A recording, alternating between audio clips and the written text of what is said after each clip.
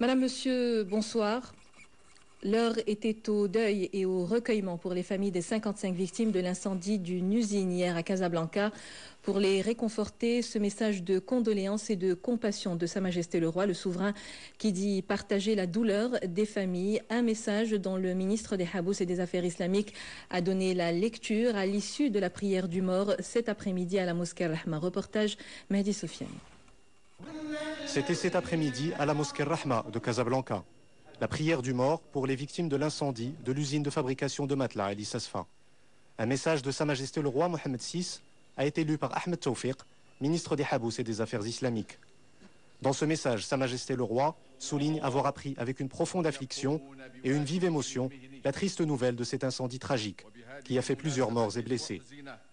Dans sa lettre, le souverain exprime sa compassion aux familles des victimes, priant Dieu de leur accorder réconfort et consolation. Et parmi les victimes enterrées aujourd'hui, Mohamed Idrissi, 22 ans. Sa famille n'en revient toujours pas. Bachir, son père, accepte avec fatalisme la perte de son fils. Hier matin, mon fils est allé au travail, comme tous les jours. Vers midi, nous avons appris que l'usine où il travaillait avait pris feu. Nous n'avons identifié le corps de notre fils qu'à 5 heures du matin. C'est la volonté de Dieu. Mohamed était l'aîné de sa famille. Ses proches sont encore sous le choc, tandis que sa mère laisse éclater sa colère. Ils ont brûlé vifs. Il n'y avait aucune issue de secours et ils n'ont pas pu être sauvés. Après la prière de l'Asr, les corps identifiés jusqu'à présent ont été enterrés. Tous ceux qui n'étaient pas originaires de Casablanca seront enterrés dans leur ville natale, tandis qu'ici, au cimetière Rahma, proches, amis et voisins des victimes ont accompagné le cortège funèbre jusqu'à la fin. L'heure est au deuil, mais également aux interrogations sur les circonstances de cette tragédie. Comment a-t-elle pu se produire? Comment expliquer un bilan aussi lourd? C'est à l'enquête, certes, qu'il revient de faire la lumière sur cette affaire. Il n'en demeure pas moins que des lacunes flagrantes sautent aux yeux concernant les mesures élémentaires de sécurité dans cette usine qui emploie des dizaines de personnes. Le caractère inflammable des produits fabriqués qui imposait des précautions particulières. Je vous propose d'écouter des experts en la matière interrogés par Hicham Relfaoui et Tolia Souaf. Reportage. Sur les lieux du terrible sinistre, l'impact d'une tragédie que vient de vivre la ville. L'incendie qui a pris au piège et tué 55 employés de l'usine a ravagé dès les premières minutes l'établissement où se trouvaient entreposées des matières inflammables. De l'avis des experts, ce sont ces produits qui ont attisé le feu et donné aux flammes cette ampleur dramatique.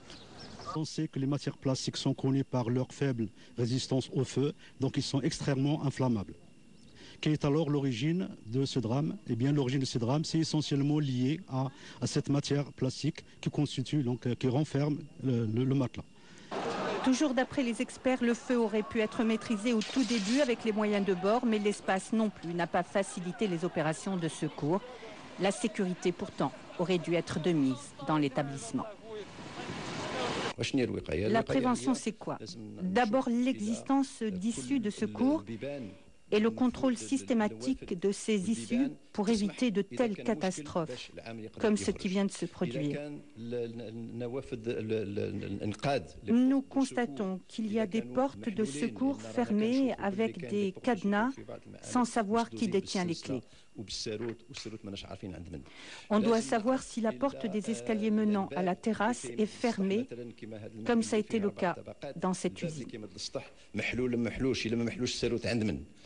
Reste bien des interrogations, celles relatives à l'autorisation d'exercer, qui ne devrait être délivrée qu'après visite des lieux, une mission qui revient à plusieurs représentants des différentes administrations constituées en commission spécialisée. L'enquête voulue pour cette affaire transparente et approfondie devrait définir les parts de responsabilité. En attendant, le gérant de l'usine et son fils ont été mis en garde à vue après avoir été interrogés par la police.